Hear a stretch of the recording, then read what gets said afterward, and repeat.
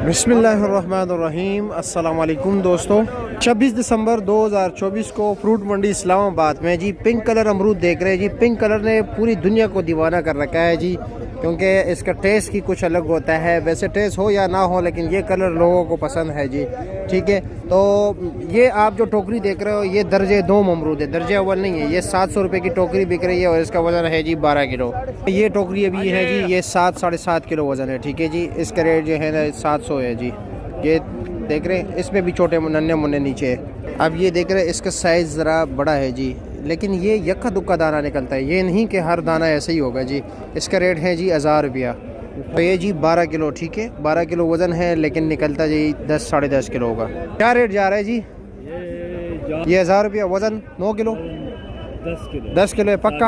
आज आपने लाल नहीं काटा, वैसे ज़्यादातर स्टार्स वालों ने लाल लाल आलू अमरूद काट के रखे। मैं 2-3